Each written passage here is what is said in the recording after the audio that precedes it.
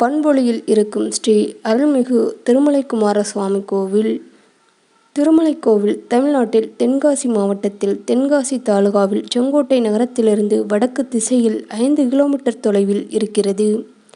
பண்பொழி என்ற இடத்தில் நிலை கொண்டுள்ள முருகன் கோவில் இது. கேரள மாநிலத்தின் எல்லையில் காணப்படும் மேற்கு தொடர்ச்சி மலைத்தொடர்களின் ஒரு சிறிய குன்றில் இந்த கோவில் அமைந்துள்ளது. இந்த ஆலயத்தில் அமர்ந்திருக்கும் இறைவன் முருகன் திருமலை முருகன் என்றும் திருமலை முத்துக்குமார சுவாமி என்றும் அழைக்கப்படுகிறார். இறைவனின் பெயர் இவ்வாறு அமைந்துள்ளதால் இங்கே காணப்படும் மக்களில் பலர் திருமலை என்ற பெயருடன் இருக்கிறார்கள். இந்த கோவில் வளாகத்தில் திருமலை அம்மனுக்கான ஒரு சன்னதியும் நிலை கொண்டுள்ளது. இந்த மலைக்கோவிலை சுற்றி நிறைய தென்னந்தோப்புகள் மற்றும் சிறிய கிராமங்கள் சூழ்ந்துள்ளதால் மலை உச்சியில் இருந்து பார்க்கும் காட்சிகள் மிகவும் அற்புதமாக இருக்கும். குற்றாலம் சென்று குளிக்க சென்றிருக்கிறீர்களா? இப்படி கேட்டால் உடனே பதில் வந்துவிடும். எங்கிருந்தெல்லாமோ வருகிறார்கள். பக்கத்தில் இருந்து கொண்டு குற்றாலம் போகாமல் இருப்போமா என்று அடுத்தது குளிர்ப்பதற்காகவும் சாரலை அனுபவிப்பதற்காகவும் மட்டுமே அங்கு சென்றிருப்போம். சரி, அங்குள்ள புனிதமான திருத்தலங்களை சென்று தரிசித்து வந்திருக்கிறீர்களா என்று கேட்டால் பலரும் இசைவான பதிலை தரமாட்டார்கள். ஆனால் தென்காசி காசி விஸ்வநாதர் கோவிலும் நடராஜ பெருமானின் பஞ்ச சபைகளில் ஒன்றான குற்றால சித்திர சபையும் குற்றாலநாதர் கோவிலும் தவிர இன்னும் பல திவ்ய தலங்களும் சுற்றி உள்ளன. அவைகளில் முக்கியமானதாகவும் இயற்கை அழகு கொன்றும் மனசுக்கு நிம்மதியளிக்கும் தலமாகவும் வரம் தரும் முருகப்பெருமானின் திவ்ய தலமாகவும் திகழ்வது திருமலை கோயில் என்னும் திருத்தலம். இது குற்றாலம் செங்கோட்டை பண்பொழி மார்க்கத்தில் குற்றாலத்திலிருந்து 12 கிலோமீட்டர் தொலைவில் இருக்கிறது. பொதிகை மலையின் ரம்மியமான அழகையும் மலையேறிச் செல்லும் நிம்மதியையும் விரும்புவோர்க்கு அருமையான இடம் இந்த தலம். பரபரப்பான வாழ்க்கை சூழலில் சிக்கொண்டு தவிக்கும் மக்களுக்கு நிம்மதி அளிக்கும் சுகமான இடம் இந்த திருமலை கோவில். இங்குள்ள முருகப்பெருமான் பாலமுருகனாக கையில் வேலோடும் மயிலோடும் காட்சி தருகிறான். மிக பிரம்மாண்டமான கோயில். படிகளில் ஏறி செல்லுகையில் அங்கங்கே ஓய்வெடுக்க அழகான மண்டபங்களை கட்டி வைத்துள்ளார்கள் பக்தர்கள் பலர். சுமார் 500 அடி உயரம் உள்ள ஒரு குன்றின் மீது அமைந்துள்ளது இந்த கோவில். செல்வதற்கு அழகான மிதமான படிகள், ஓய்வெடுக்க மண்டபங்கள் என வயதானவரும் கூட வந்து தரிசிக்கும் வண்ணம் திகழும் இந்த கோயிலில் வீற்றிருக்கும் முருகப்பெருமான் பேரழகின் பிம்பமாய் காட்சி தருகிறார். 4 திருக்கரங்கள், வலது முன்கை அபயஹஸ்தமாக உற்ற துணை நானே என்று அருகில் அழைத்து அருள்மலை பொழியும் சங்கதியை சொல்லுகிறது. வலது பக்க பின்கை வஜ்ராயுதம் தாங்கி அமைந்திருக்கிறது. கிட்டத்தட்ட 4 அடி உயரம் கொண்ட கருங்கல்லால் ஆன இந்த திருவுருவம் இங்கு வந்த கதை சுவாரஸ்யமான ஒன்று. இந்த முருகன் தலத்தின் சிறப்பு. ஒவ்வொரு நாட்டுக்கும் தனிச்சிறப்பு உண்டு. அப்படி நம் பாரத நாட்டுக்கும் பல தனிச்சிறப்புகள் இருக்கிறது.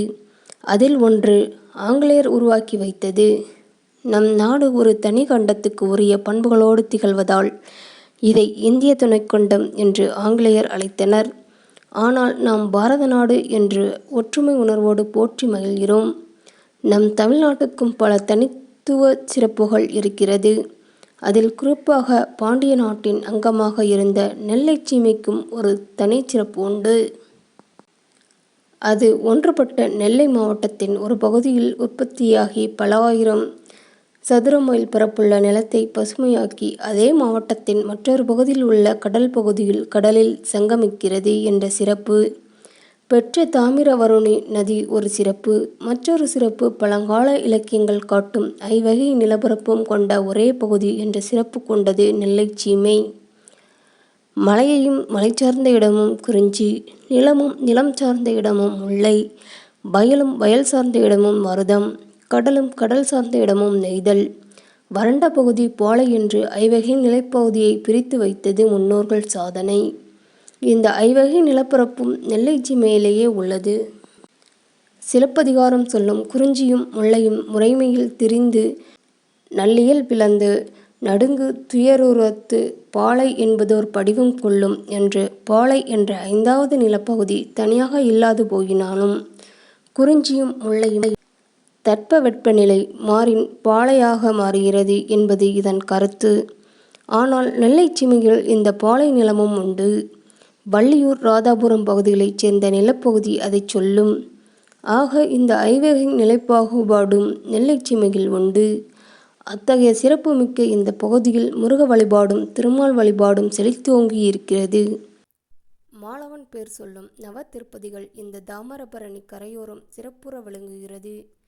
அதேபோல் பொதிகை மலையை ஒட்டிய திருமலை கோயில் முருகப்பெருமானும் கடற்கரை ஒட்டிய பகுதியான திருச்சீரலைவாய் என்று போற்றப்பெறும் திருச்செந்தூர் முருகப்பெருமானும் நெல்லைச்சீமைக்கு அணி சேர்த்து அருள் செய்கின்றனர்.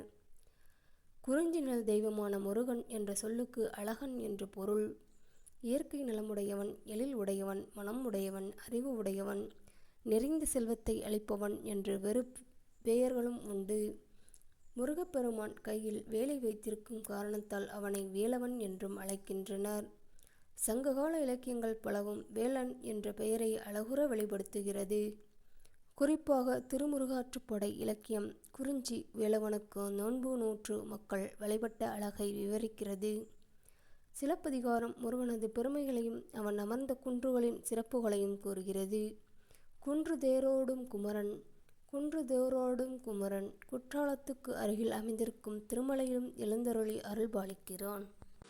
பிரணவமலை திருமலை தமிழகத்தின் மேற்கு அரணாக விளங்கக்கூடிய மேற்கு தொடர்ச்சி மலைத்தொடரின் தொடர்ச்சியாக நிலப்பகுதியோடு இணைந்து திருமலை விளங்குகிறது. இது கவிரமலை பகுதி என்று வழங்கப்படுகிறது. கரவி மலை என்பது கவிரமலை ஆகியது. கடையேழு வள்ளல்களில் ஒருவனான ஆய் ஆண்டீரன் பரிடாலித்த பகுதி இந்த பகுதியில்தான். அதுவே கவிரமலை பகுதி. அவனது தலைநகராக இருந்தது ஆய்க்குடி என்று அழைக்கப்படும் ஊர். அது இன்றும் ஒரு முருகன் கோயிலோடு திகழ்கிறது. ஆய்க்குடியும் கவிரமலையும் பொதிகை மலையோடு சார்ந்த திருக்குற்றால மலையை ஒட்டி அமைந்திருக்கிறது. இப்படி மேற்கு தொடர்ச்சி மலையை ஒட்டி அமைந்து 3 மலைகள் சேர்ந்து காட்சியளிப்பதால் இதனை திரிகூட மலை என்றும் அழைக்கின்றனர். இதனை பிரணவ மலை என்றும் கூறுவார்கள். காரணம், ஓம் என்ற வடிவில் இந்த மலைப்பகுதி அமைந்திருக்கிறது.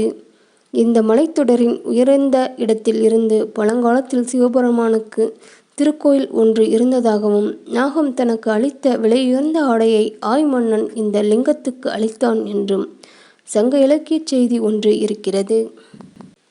கோட்டை திரடு கோயில் செங்கோட்டையிலிருந்து அச்சன் கோயில் செல்லும் வழியில் பண்பொழியிலிருந்து 3 கிலோமீட்டர் தொலைவில் கோட்டை திரடு என்ற சிற்றூர் உள்ளது.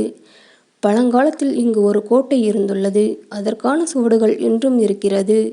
இந்த பகுதி சில காலம் பாண்டிய அரசர்களின் ஆளுகையிலும் இருந்திருக்கிறது.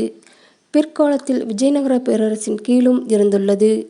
இதற்கான சான்றுகளாக இந்த கோட்டை பகுதியில் கிடந்த தூண்கள், மண்டப கற்களில் மீன் சின்னமும் வாராகம் மற்றும் லிங்க சின்னமும் பொறிக்கப்பட்டிருப்பதை பார்க்கலாம்.